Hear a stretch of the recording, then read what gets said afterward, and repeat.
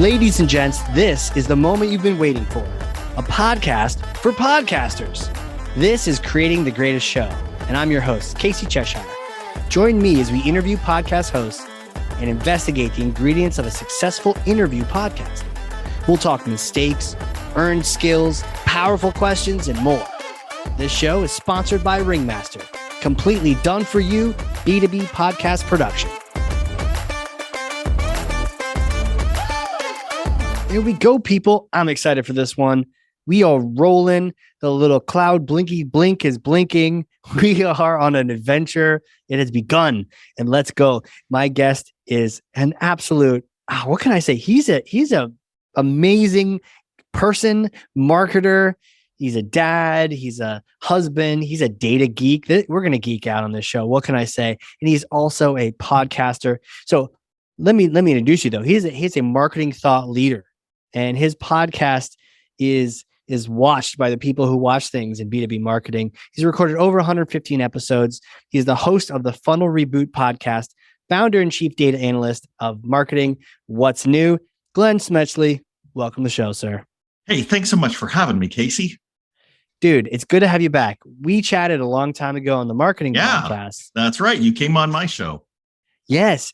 And man, this was great. So this is how we first got to meet each other, was on podcasting. So what better way to now talk podcasting is to have you on here and to just talk about this thing that we both know and love and have been doing a lot of. So I'm going to shut up, pass you this question. The question is, sir, draw back that curtain. Glenn, pull back that curtain for us on your show and share your most important strategy for a great podcast. I think one that people who are getting into podcasts and who want to truly come at it from who they are as a person. I think one of the best way that they can get quality guests and really have quality conversations and find out what their own voice has to say is to get authors on their show. Authors are the secret ingredient. Tell me about this. What makes them so magical of guest creatures? So maybe the simplest way to put it is, let's break the world into two camps. There is, and you don't even think about it until you've kind of crossed the threshold, but we all begin as consumers of content, right? We go to school, we learn stuff. They say, here's your textbook, open it, page 1. Then we, move into, let's say, the business world.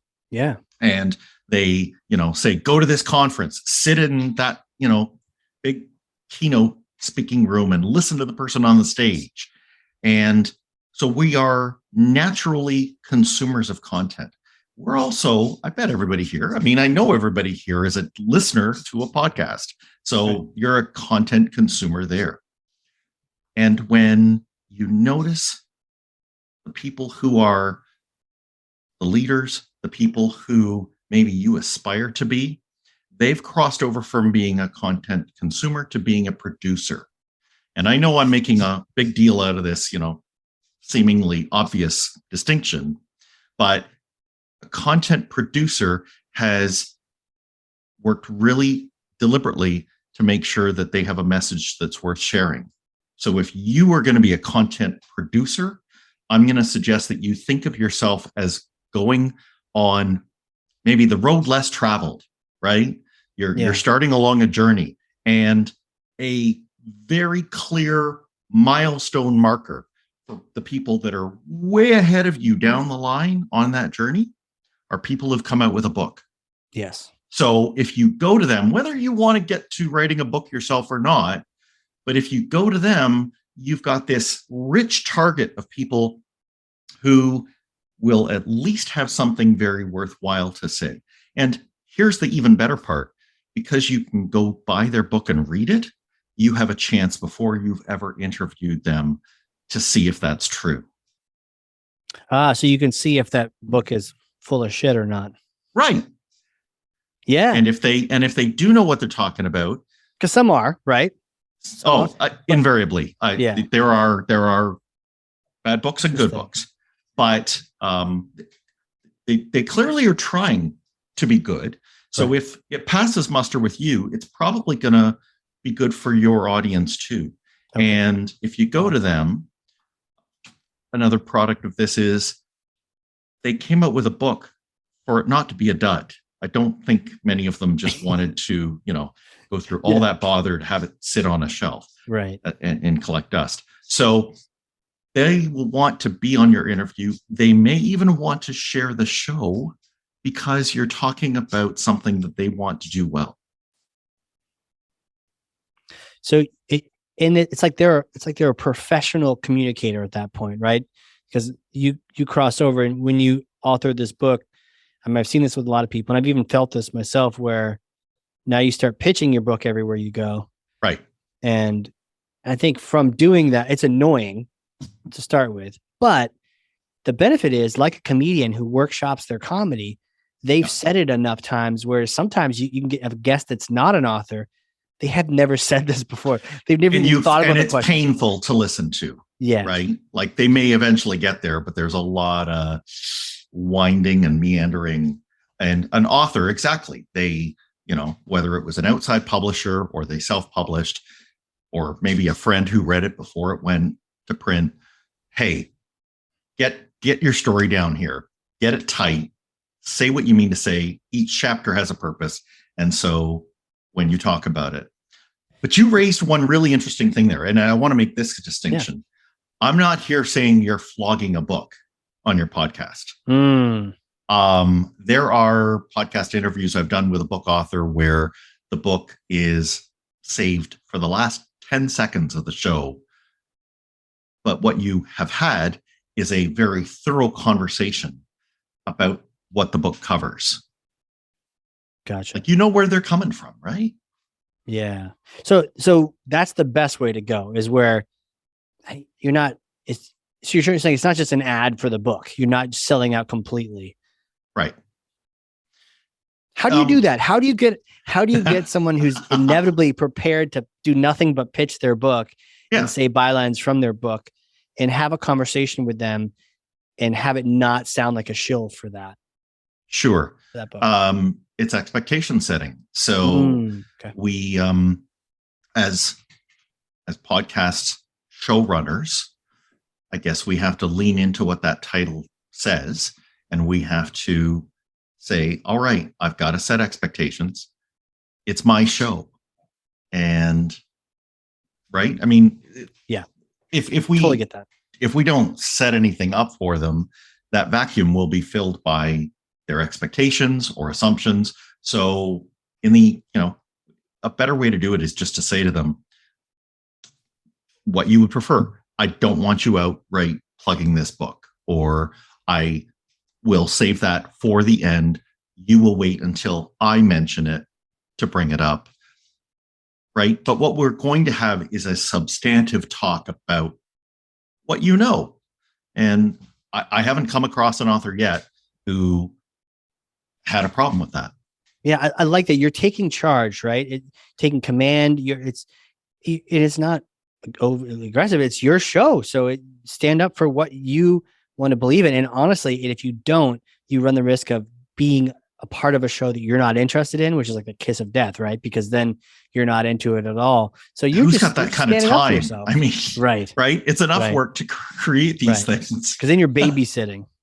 Yeah, or it got hijacked on you. That's crazy. Yeah. I liked how you're saying you're saying to them when you want them to do something, and I think I found that working as well for me, where I say, this is the part of the show where you can talk about what you do or about what you sell, or especially if they have a company, so that they know. And I found if you don't tell them where, they'll invent where, Correct. So you got to tell them, this is the part we talk about this. And if you want to hawk your t-shirts, great. I want one too, but do it here. Right. Yeah. I like and that. They'll appreciate that too. Yeah. Yeah. Cause it's a best practice, and it helps keep them from making a bad show. The good ones or the bad ones, it just wrangles them into creating the show that you want to listen to. For sure. Wow. Now, I have had the challenge of book authors. I think someone was on Rogan many moons ago, but this gal was an author, and she made it abundantly clear that she was, because every time he asked a question, she said, well, it was in the book. oh, it's in the book. Just go read the book. Have you encountered anything that obnoxious? And any challenges when you have an author come into play? Not much.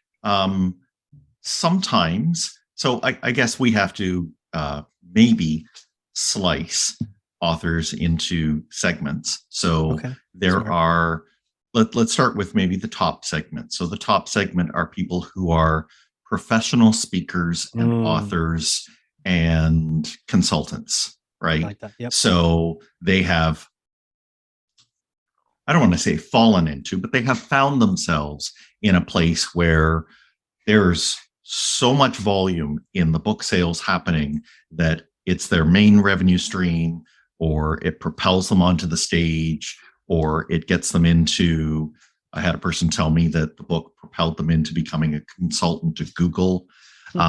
So at that level, yeah, I'm going to agree with you that you got to watch, because those people have become ingrained to thinking, well, if I just insert a mention here, or if I redirect people there, they already think I'm wonderful, so they'll just snap it up. So I think the antidote for that, along with the expectations, is to give them meaty questions, because then they'll be too occupied with thinking and doing that to, just gravitate over into, I'm going to be, speaking over here all that week, right. Try the shrimp. Right. Tip your waiter. So give them meaty questions. But they're few and far between. The pyramid right below that little apex at the top, it's full of people that would include guys like you who've written a book because you've uncovered some stuff. It does loosely relate to what you do for work, but you really just want to get it out there. You want more people to understand this nugget that you found. And so I find the vast majority of people are overjoyed to simply make sure that message is getting shared. There's something about that. And I want to actually follow up with another point that you've raised around how if they have a book, your preparation is easier.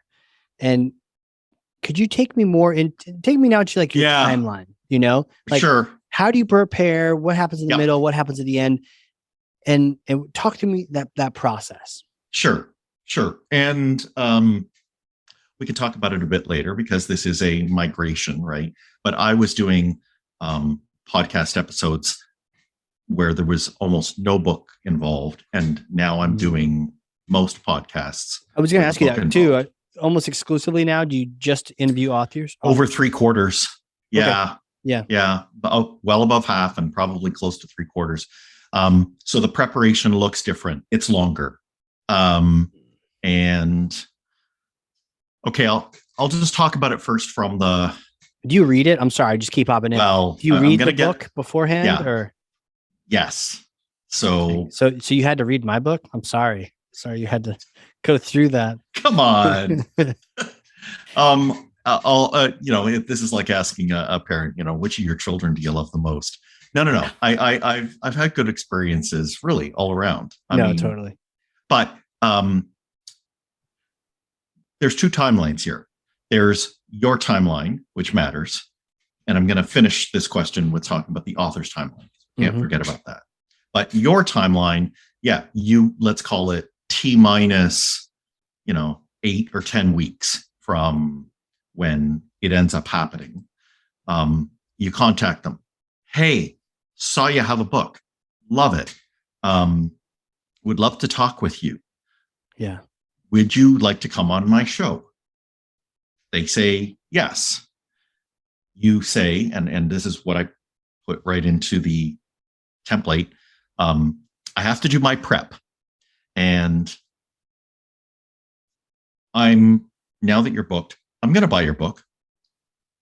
But it would be helpful if you have a soft copy of it. Could you shoot me that? That'll just speed up my prep. Okay. And I will leave it up to the listeners here. If they want to, adopt this, it's up to them whether they actually go through with buying the book or not. I've had, I've picked up most of them, and my rationalization is I've got people I can gift these things to anyway at some point. I've even held raffles on my show and said, if you mention us on social media, I'll ship you a book. Right. So I don't consider that to be a real hardship. Books aren't cheap, but it's and again, it's what an percent individual send thing. them to you? Oh, if they have an electronic copy, over half. Oh, electronic. Yeah.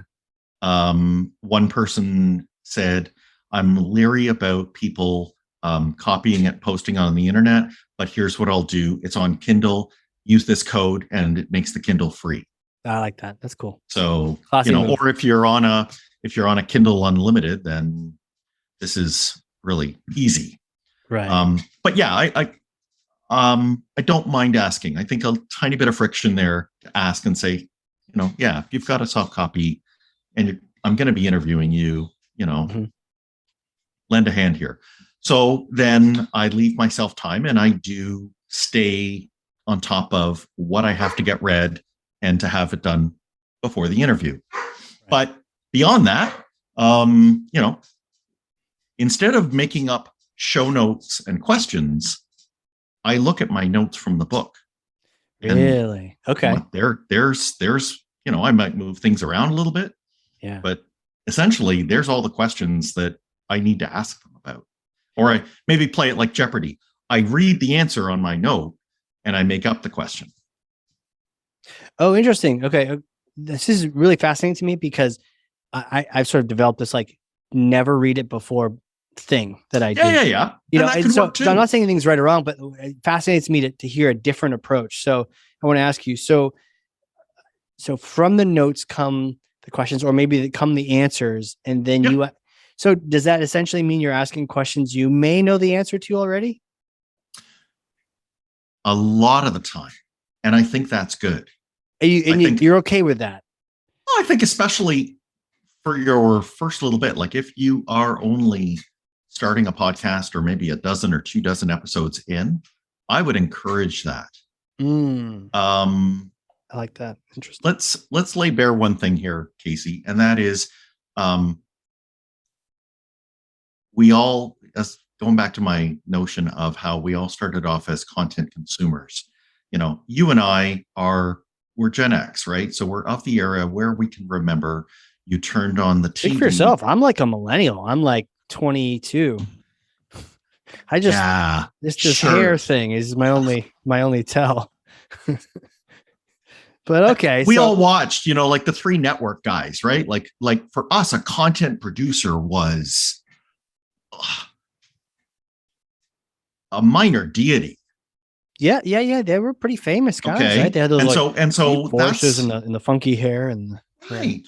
Yeah, they had all the nice trench coat when they were reporting from on location. Yeah, on location. Yeah. So I think what I'm being honest with there is, why am I arguing that you should read the book and have the notes and know kind of what their answers are going to be in advance? Because that starstruck aspect is going to rear itself. And fantastic. if you're kind of new to this thing, and I need you have to go back hundreds of episodes in your podcasting life to remember this. Yes. But you may have had some people on and you were knocking your knees together thinking, I don't have any business talking to this person. Yeah, Adele Ravello was like episode 3 for me. I had no business talking to her. Yeah, totally. I mean, in our own minds, right? My own mind, yeah. She was I'm sure these people are like, I would like them to calm the F down because, I'm just a human like they are. But this is the psychology. So this is why I think having a clear roadmap for the call with what they've said already in the book is going to set you up for success. I know that a good author and speaker will even be able, if you fumble the ball, to still give you a good podcast. But I think it gives best odds for both sides to have a good call if you've got that kind of thing. And you will know that the question is in their wheelhouse because it's literally tied to the content that you're reading and you found it interesting. They got the bat ready. You're putting it over home. They're going to appreciate that because that means you're asking them good questions that they know. You're not asking them some weird thing that they're like, that's not exactly what I do. And they have to make you look like an idiot. So it's like, yes. Yeah. Yeah. You're like, oh, so tell me about PPC. Yeah. It's not really my specialty. But I know some people that do. Awkward pause. Right. You're like, oh, okay. Yeah. So I think that's important. Like I said, in your kind of great point. Before you reach maturity, thing is a thing. We've definitely talked about that in different ways, but never made that. This is a great aha for me. Like, that little mind blown emoji is like the proper preparation can help prevent that starstruck feeling because you know the questions to ask and it's relying less on you being in the moment in the spot. And you have some really good questions that'll earn the respect of your guest. Yeah. Cool. Super cool, man. Do you do a prep call with your guest as well? No. So this takes the place of that. Pretty much. So again, this is on a scale, but if we maybe move higher on that pyramid more towards, a big name author, there may be a prep call, but it's actually with their assistant or publicist or somebody who's making sure that if they're responsible for putting a podcast on this person's calendar, that they don't look like a doofus. Have you ever felt like that, by the way? No one's listening. Don't worry. Look, I'll be honest. This is podcasting and getting guests is business development. It's the exact same thing. So, and I would say, if you're not getting, it's like they say in sales, if you're not getting a couple of losses along with the win column, then like you got to raise your prices or you got to do something. Like if you're smooth sailing. And so the thing I would say in podcasting is if you're not getting some rejects, you're not asking people who are notable enough. Great point. That's a sound bite right there. That's a clippable soundbite from the mighty, powerful Glenn.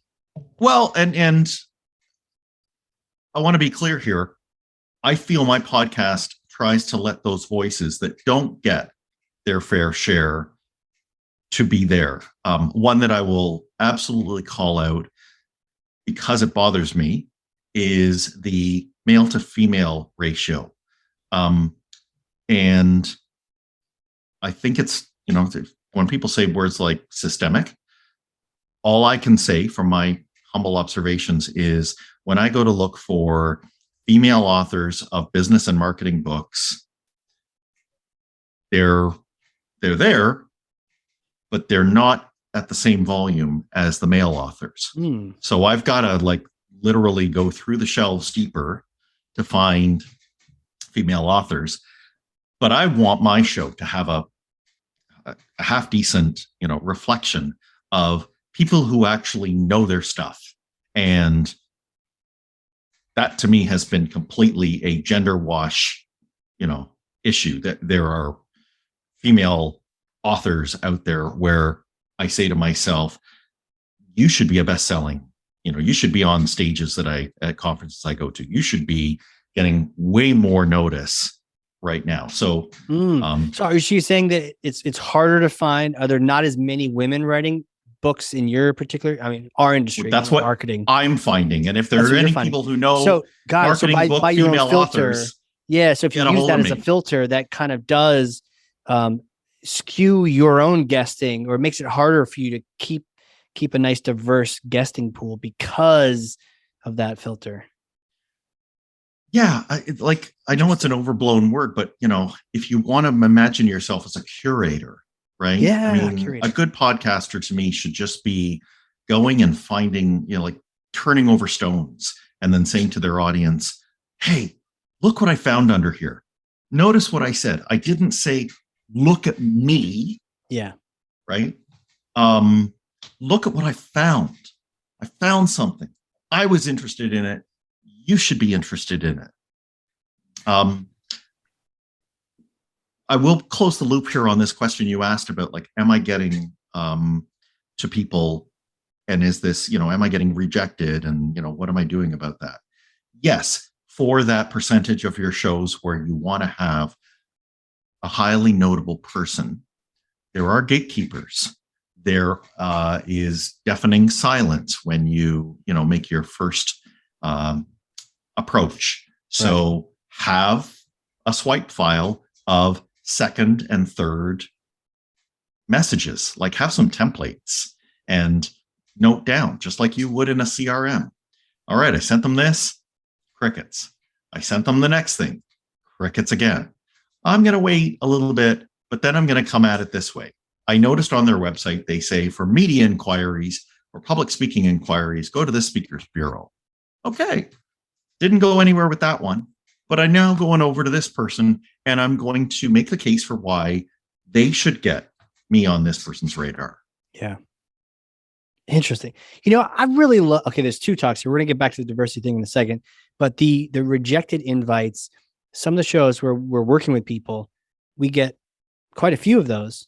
And now I'm feeling like, actually, this is great. We're on that bleeding edge of trying to get that absolute rock star ICP. So like the perfect guest, right? So, yep. Okay, cool. Now I'm feeling actually good about that. And for my marketing show, I'm feeling a little challenged. Like maybe I should do that a little bit more. Maybe I've been a little, I won't say safe, because I've had some great guests. But maybe I should poke at different things. And I think occasionally I sent Seth Godin an email, and he wrote me back. Good for you. Like, I haven't no. worked up the courage yet. He was like, no, but I'm like, don't you know who I am? But no, I didn't say that. But he was like, no. I was like, okay. Whatever. Whatever, you suck. And then I returned his book. But no, you're right. You should stretch and dream a little bit and not sweat it too much. Overall, you want to see where you can learn from. And it's not a failing. I mean, there are certainly bloopers that you have on a podcast when you're making one. But to me, if you swing and miss with somebody that you wanted to get on the show, nobody heard about that. True. So Two of them come to mind right now, and it kind of bothers me. Yeah. But you're right. No one else knows about that. Oh, yeah. You and I remember. Yeah. It stings a bit. Yeah. It stings a bit. But maybe I'll hold out hope for what you said, though. The picture I got in your mind was that your show is a different beast when it's at several hundred episodes versus when it's at 20 episodes. Sure. So you don't appear the same. If you went and knocked on that door again, right? Your show is bigger. And back to this thing, and I guess it's maybe like a wave where you kind of work with this baby show, and you get, baby to middling guests. You got kind of an intermediate adolescent show, and you're now finding that all kinds of guests are flocking to you. And maybe that's the time where you should say, okay, next rung up the ladder, I need to think about, okay, if my adolescent show needs to be a mature show, what kind of guests should I now, like my ICP Very is going to strategic. change. I like that. Yeah.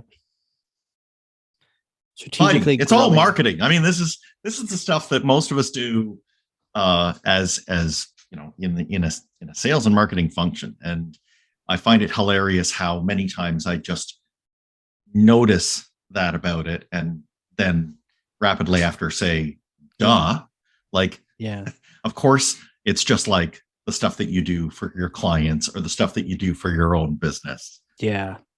I love this too, because we all have our own approaches and flavors and personality quirks. And I mean, sometimes I don't actually want those people. Maybe it's so they don't reject me, but also sometimes it's because sometimes I get the movie scripted person, and not, I want like the real person. Like, give me the real person, but they're so polished. So I've got a hack for that too. Yeah, please.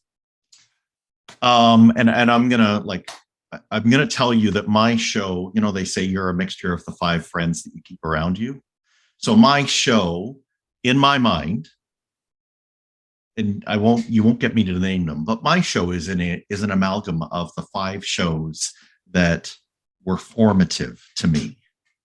Right. You're not going to name them? You want to? Well, I'll name one because he's instructive for this. And I mean, he should be formative for many podcasters. Is Mitch Joel.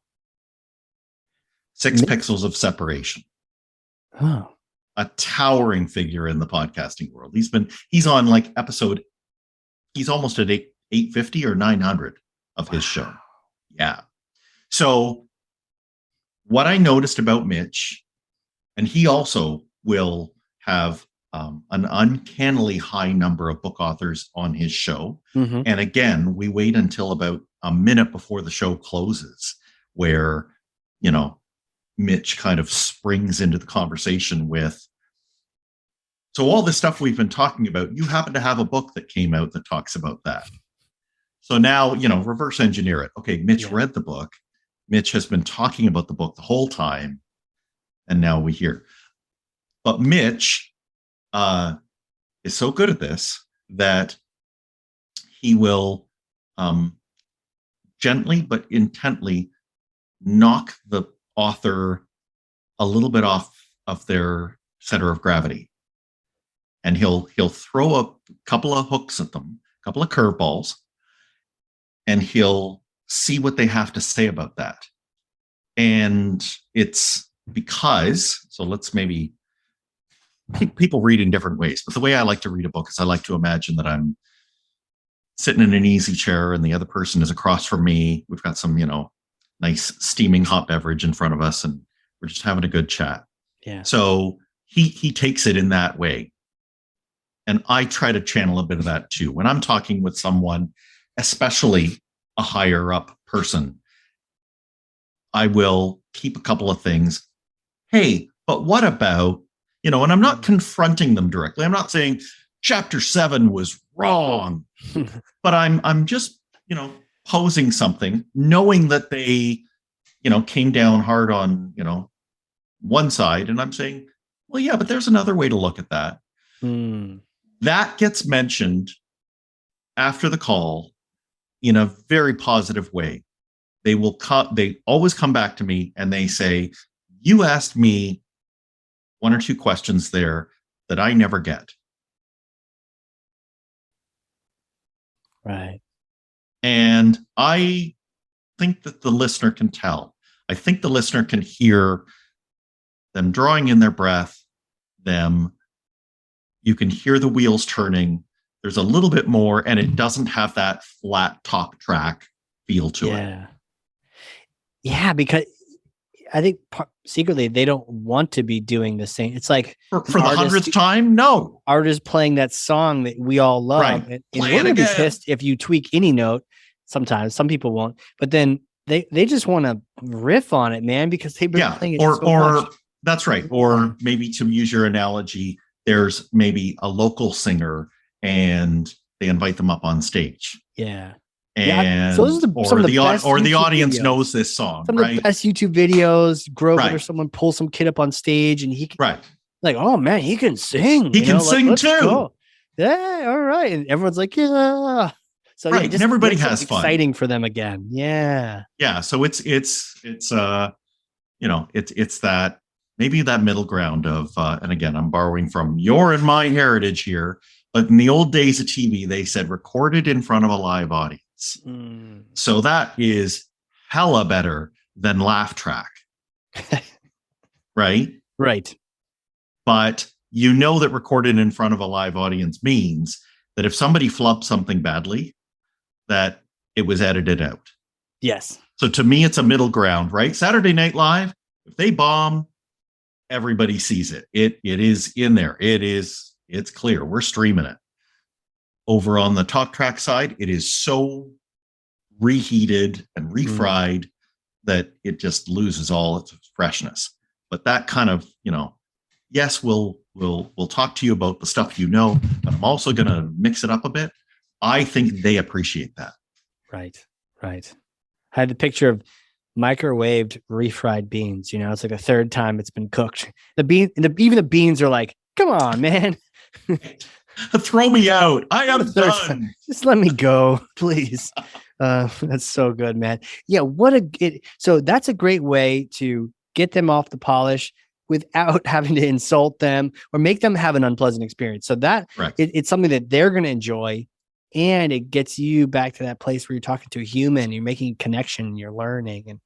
And I do, man, there's so many things we can do on the show, but let me take you back, because this is the first time we've talked about it, but the idea of the diversity of your guests, right? And wanting to talk to different kinds of people from different places. Talk to me more about the challenges of that. You mentioned sometimes you don't have enough authors of the same. People should be encouraged to be an author. Like, this should be a book. But talk to me about, how do you, I mean, are you deliberate about it? Do you just sort of like mentally keep a tally, or how do you approach trying to keep your guests, your sources of knowledge as diverse as possible? The direct answer to your question, just on the diversity front, is I think at the 100 show mark, so that I had a sense, I just look back and, I did a male versus female. And I think another way I looked at it was like IRL, friends and acquaintances, versus just people I approached cold. And both of those numbers, there isn't a bellwether. I'm not going to say what those are, because I think everybody else needs to kind of get a feel for where they should be. But I think a gut check like that every once in a while is kind of good. I agree. By the way, I love that, and I'm sure write that down. Hey, nothing like looking every 50 even, because that's almost like, why not? Right? Take a look back. Yeah. What did I like about these guests? What didn't? What could I improve? Where could I go with it? Just you see things. Yeah, you see things looking back. Yes. Then the other one is, and I got to go a little bit roundabout to get there, but when you're trying to figure out who to pick and what kinds of things should be brought in, I'm going to suggest there's something I did, and I probably had to do it, but I took a stab before the show started of writing something, and I just opened up a Google Doc one day, and for lack of a better word, I called it the manifesto.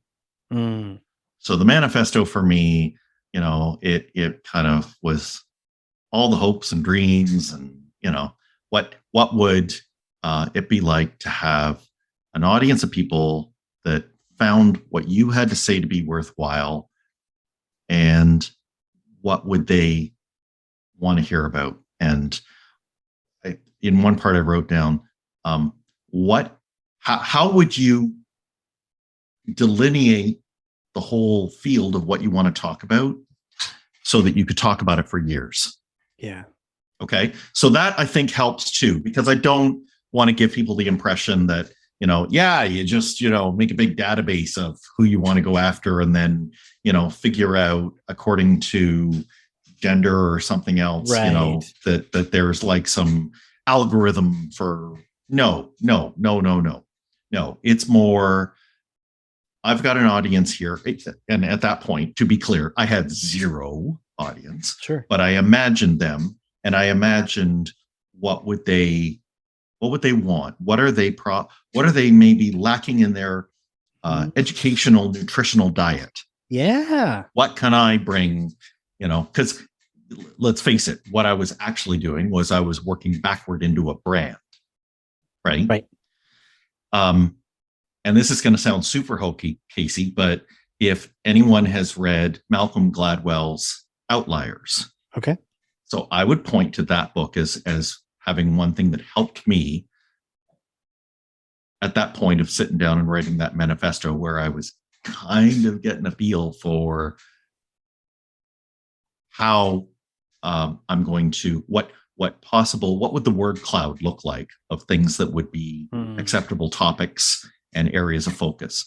And what he said that I take away from that book, and whether people buy it or not, he comes up with this research finding that a person becomes an expert in something after they've spent 10,000 hours at it. Right. So I stopped what I was doing on writing that manifesto, and I got out just another sheet somewhere, and I said, what have I spent 10,000 hours doing? Now, it wasn't a long list, and TV watching was probably on there. Useless stuff. I can navigate Netflix so good. See, right. But man,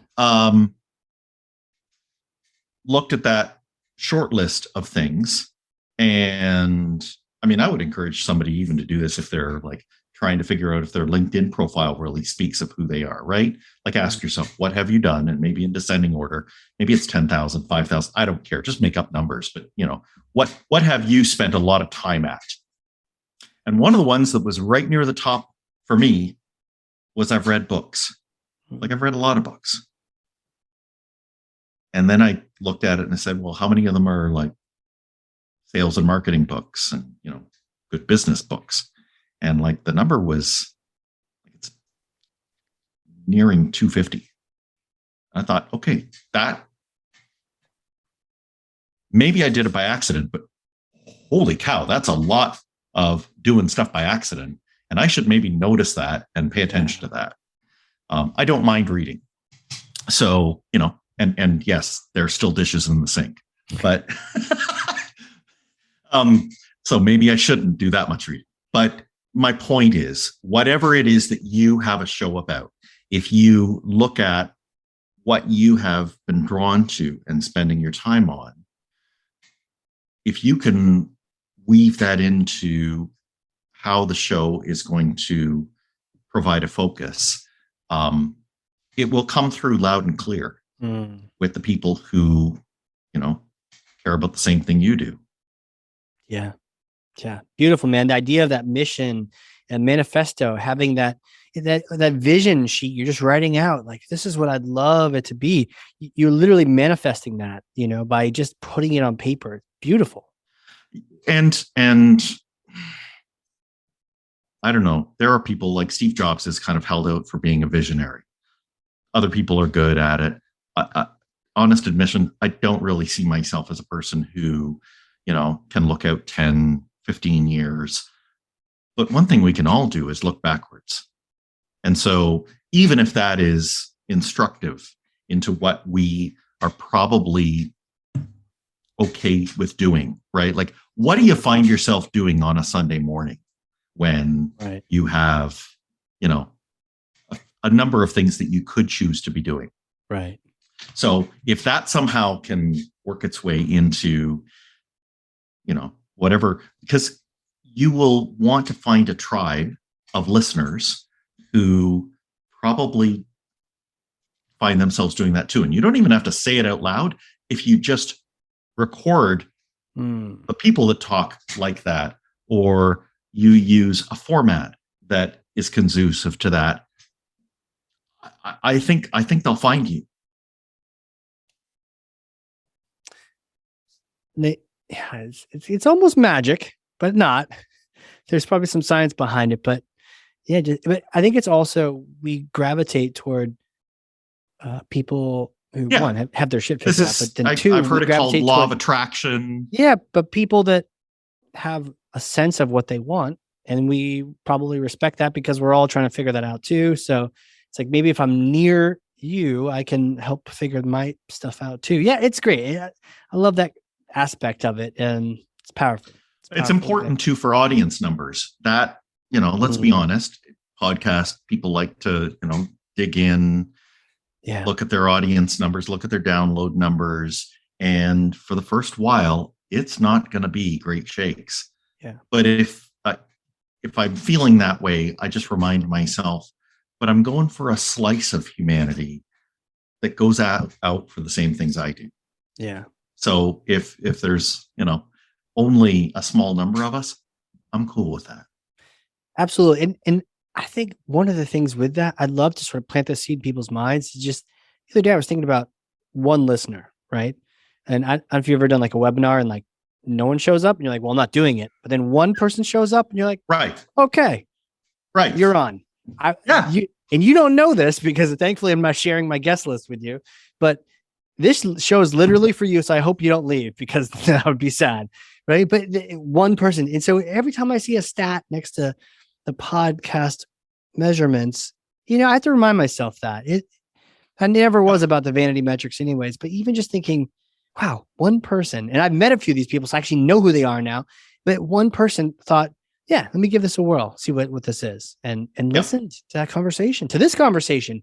And one person, I mean, that can have this trickle down effect. So it's not even necessarily about the 20,000. It can be some small, very targeted micro changes. Yeah. And when, as you say, it translates over into an offline conversation. I mean, the ones I chuckle at are, hey, can you tell me what that book was that you mentioned the other, or you talked with the person the other time, or if they're in my same city, right? Do you have a copy of that kicking around? That sounded pretty cool. Or maybe if you're, let's say, selling services, you clearly knew that area of things that well-known author talks about. Yeah. Can you come in and talk to us a bit about that? Can you, would you be prepared to, maybe see if you can do a small contract with us where you help us in that area? Yeah. Right. Yeah. Totally cool, man. I want to take you to a dark place now. Ready? Yeah. What is your biggest challenge right now with podcasting? Good one. I can say that I'm still probably not the best at having my scheduling down. So I get nervous about the shows that are rapidly approaching where I've got, I don't have an intro recorded. I don't have, in one case, I've got a guest who is waiting to hear back if they have the okay, and they're part of a quartet of shows. Oh, wow. And so the others are ready to go, but they're not. So I kind of have, I used to have a real problem with that when they were all in one long list. And then this little, I borrowed from, again, TV, and I just came up with seasons, and they're completely made up. But seasons are a pretty cool way to allow and relax myself, right? So season is what? As little as 11 and as many as 20 shows. But it allows me to kind of get them so that I can mentally say, okay, I've got the current season that I'm in on lock. It's done. I am going to have to record some more shows, but I've got enough in the can for this period of time.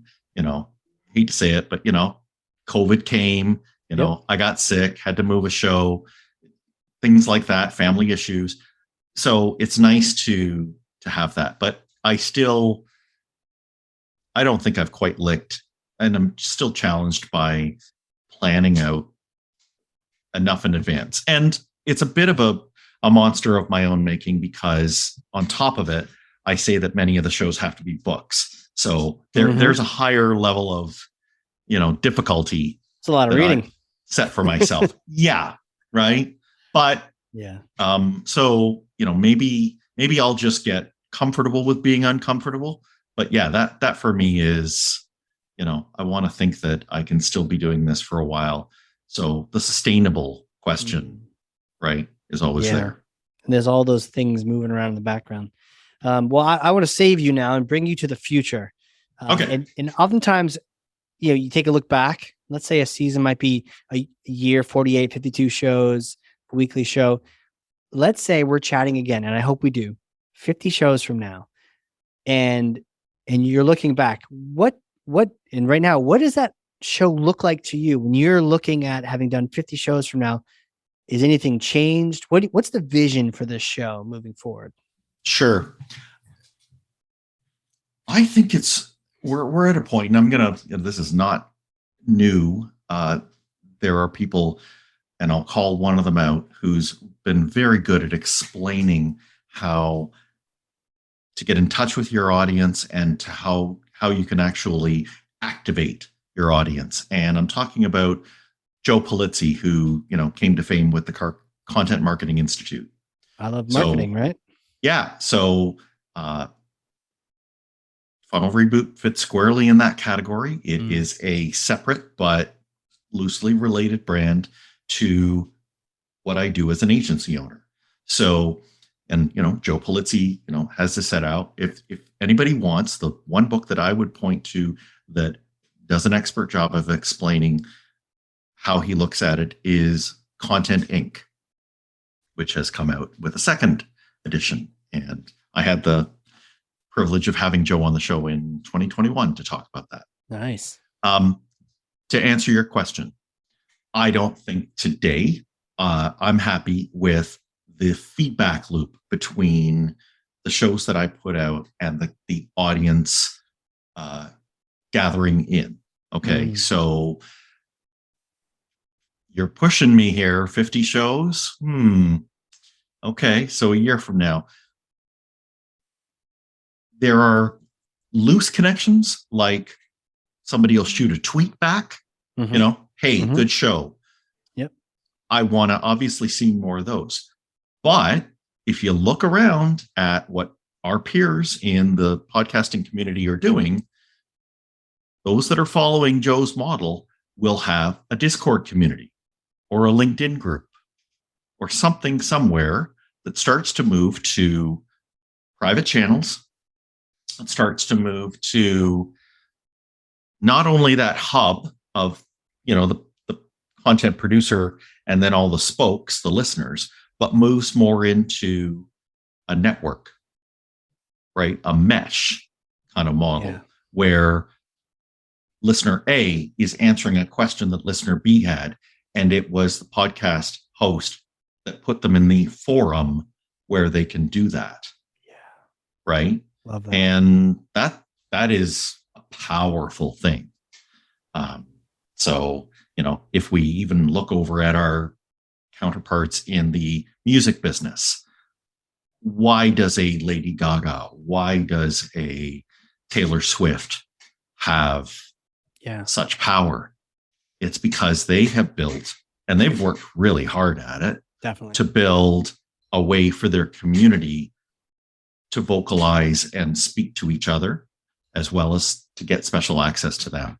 Wow. So that's, point on the horizon for me, kind of okay, that is, because if you really do believe, if you use funky words like manifesto to describe, how you want people to actually learn something new and be better as a result of it, it's really a nice thought that you could provide them with the means to do that beyond just listening.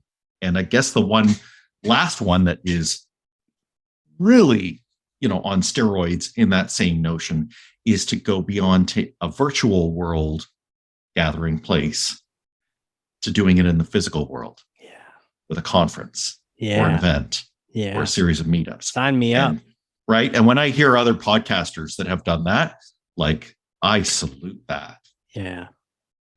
That'd be amazing. With the guests and your audience and everyone else. All of it. That'd be a dream.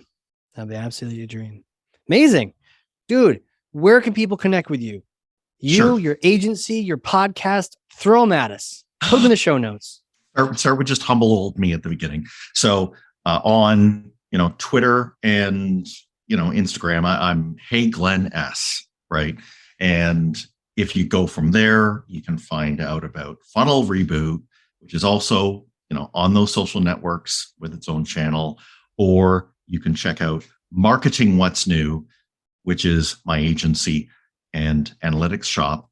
And that's over mainly on LinkedIn, also on Twitter. But yeah, you can get there. But if you just start with Hey Glenn S, it'll take you to those places. 2 N's in that, right? HEYGLENNS. Love it. Love it. And we will link so people don't have to even use their brains. They can just literally click the button on the show notes and go right through. Dude, thank you so much for coming on here and just pouring out your podcast hosting soul with me on this. I just feel like we've explored so many interesting topics that I literally haven't talked about before, from research and reading and books to diversity and pushing that edge to get the guests that might scare you a little bit. Scary to ask and scary to interview. That's exciting. So thank you so much for coming on here. I'm happy to do it. And by laying these bare and just talking about them in general, I think one of the things that I would hope people realize is if you are grappling with those things, everybody does. Yeah. But by pushing through and making podcasts like that, you may even find that gives you the confidence, and that gives you, once you find that voice that you, out of 8 billion people, only you have, I think that is the way to let you grow as a person, right? There's usually something that is holding us back from that. Of course, it's us, but that by just showing up each day and doing it. So I hope, in explaining my journey, that I've given some people out there maybe something that gets one of those log jams cleared. Well, 100%. I know it has for me. And I think for those listening, if it has for you, then share this with one person, another podcast, a podcasting friend, someone who could use that kick in the pants to get that guest he's always dreamed of, or the confidence to go write that book, or whatever the case may be. But and they'll have you and me listening to their show, because I would be happy to hear them to do that. Absolutely. Make it over that hurdle and up the pinnacle. Hell yeah. And I think we all rise together as podcasters in this ecosystem. So, dude, gentleman and scholar, thank you again. My thanks to you. All right, everyone. This has been such a cool episode of Creating the Greatest Show. We'll see you all next time. And next time doesn't have to be next week. Life's too short, and we have way too much to talk about. Find show notes full of takeaways, lessons, and links at creatingthegreatestshow.com. For more information on launching your own podcast or working with us to produce your existing show, come on down to the big tent at ringmaster.com. Until then, friends, whatever you do, do it with all your might. Work at it, if necessary, early and late, in season and out of season, not leaving a stone unturned and never deferring for a single hour that which can be done just as well now. P.T. Barnum.